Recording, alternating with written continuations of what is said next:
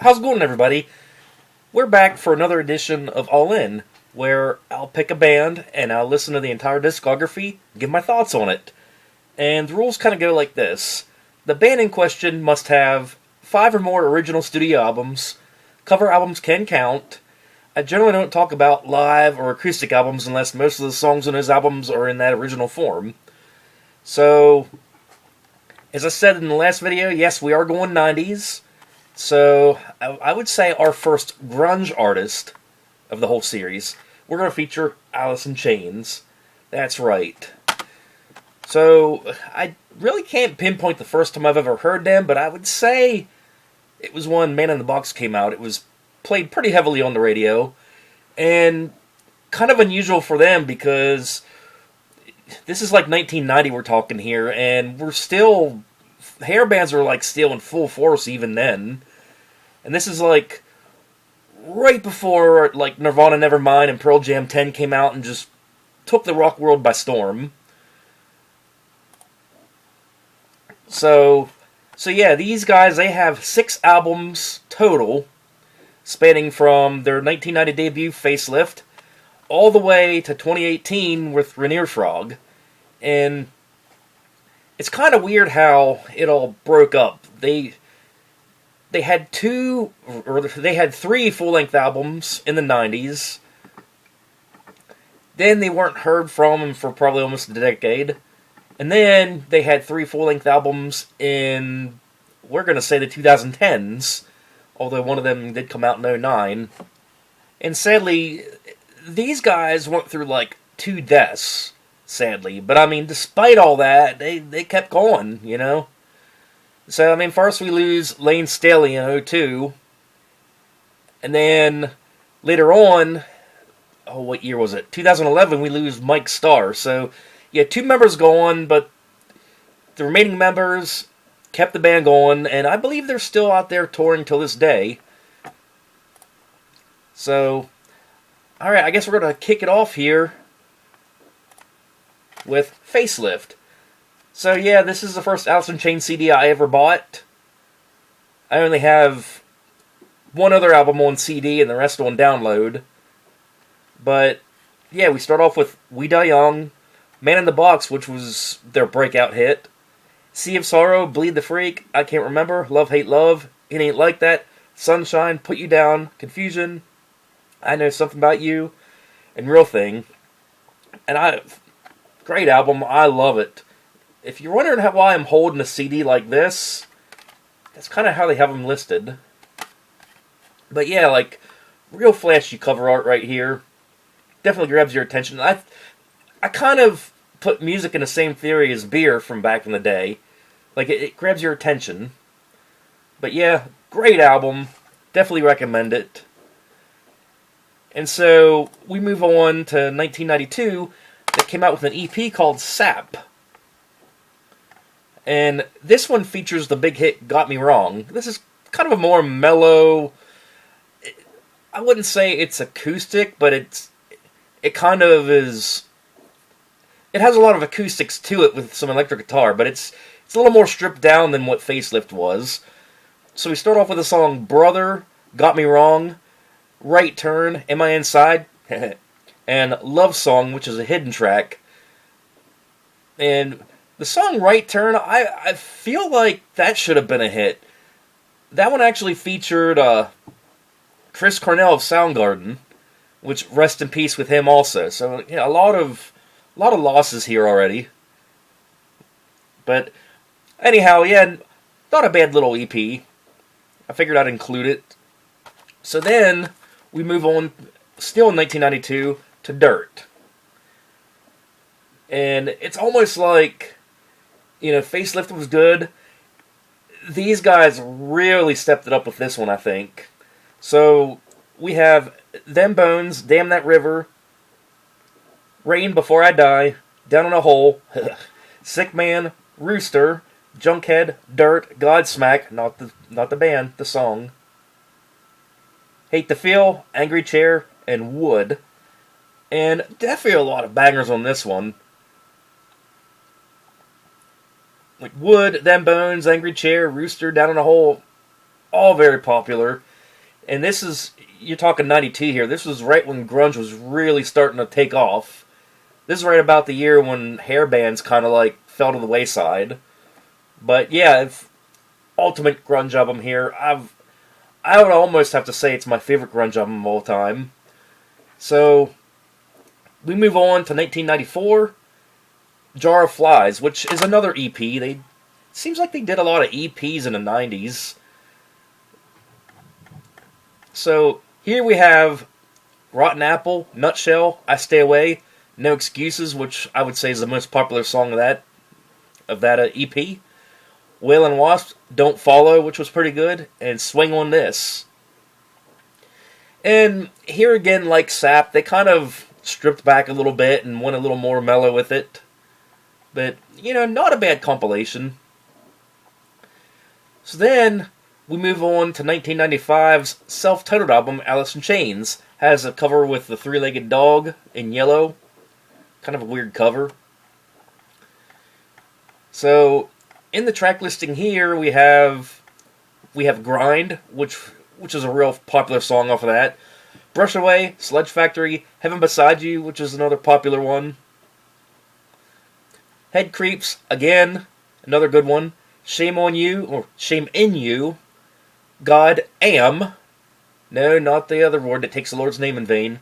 So Close, Nothing Song, Frogs, and that one ends with Over Now, which I think Over Now was more popular with their acoustic set, which I believe that was dropped like next year in 1996. They did an MTV Unplugged, which it was mostly their original songs that they did, acoustically. So, I mean, not really much to talk about there. They did a couple of originals to it, but, nothing too crazy. So then it's worth mentioning this compilation, The Best of the Box. So, it's almost the greatest hits, but it's really not. So, what they did is they released the box set called Nothing Safe. No, this is called Nothing Safe. No, the actual box set was called Music Bank. So Nothing Safe is basically like the best of that box set. So it basically compiles like most of their previous hits. Plus, they had a few new songs on the box set. They included Get Born Again, which was released as a single to this, and also included on the box set. But here you get what, the We Die Young demo was previously released. Of course, you get a live version of Rooster. So you get a couple of oddities on here. And then once you get to the Music Bank, that's where they did a bunch of demos. They did a few outtakes. I think they included pretty much all the singles on here. Let's see what else. Oh, and of course a lot of previous unreleased songs, like the song Died, that was previously unreleased. Fear the Voices, that was actually a single off of that box set. Oh, and another song that I liked off of this compilation was it was a live track. It was called where was it? Queen of the Rodeo. I feel like that song should have been like an actual album track. Like, I know there's a demo of it floating around online somewhere, but you really can't officially download it or buy it. But yeah, you get the live version here on the box set. That one lyric always cracks me up, like, I ain't no queer, go fuck Steve. I always laughed at that lyric. But yeah, so that was in 1999. So then, it's almost like they go completely silent. Like, nothing going on. And of course, in this time, we lose Lane Staley. Rest in peace. And so, for the first time in over 10 years, we got our next studio album, Black Gives Way to Blue. And in all honesty, I feel like it was a good comeback. So here we start off with the track All Secrets Known, and then the single Check My Brain, which was the breakout single to this album. Last of My Kind, Your Decision, which that's kind of like the mellow song of the album. A Looking View, which is another good one. When the Sun Rose Again, Acid Bubble, Lesson Learned, great song. Take Her Out, Private Hell, Black Gives Way to Blue, and that kind of gives... Black Gives Way to Blue almost gives you that 90s mellow vibe. I like it. But yeah, damn good way to come back after a few years out of the studio. And then we move on to 2013. The Devil Put the Dinosaurs Here. And yeah, here again, they capitalized on it. Like, you got the song Hollow, Pretty Done, Stone, Voices, which is my favorite song off of this one. The title track, The Devil Put the Dinosaurs Here, Lab Monkey, Low Ceiling, which I like, Breath on a Window, Scalpel, that's another good one, Phantom Lamb, Hung on a Hook, and they end it with Choke. And I honestly like this one better than Black Gives Way to Blue. I mean, it's almost like how they started off in the beginning with Facelift, and then they followed it up with Dirt. They kind of did this again in this era, when you come into the 2010s. So then, it was in 2016, I believe it was, they recorded a remake of Tears by Rush, which that song is included on Rush's 40th anniversary of 2112. I did do a full video on All In with Rush. Go check that out. Another very good band that I like. But anyhow, we move on to their last album, Rainier Frog, which was released in 2018. So, what do we have here?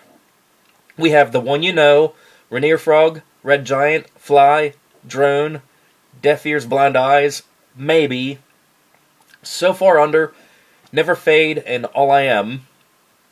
And here again, another good solid album. I feel like I almost like this era of Alice in Chains just as much as like the earlier era. Like they're one of the few bands I think that, like, you know, most bands, they come out with like a later group of albums and they're not as good as like the earlier ones. I beg to differ with these guys.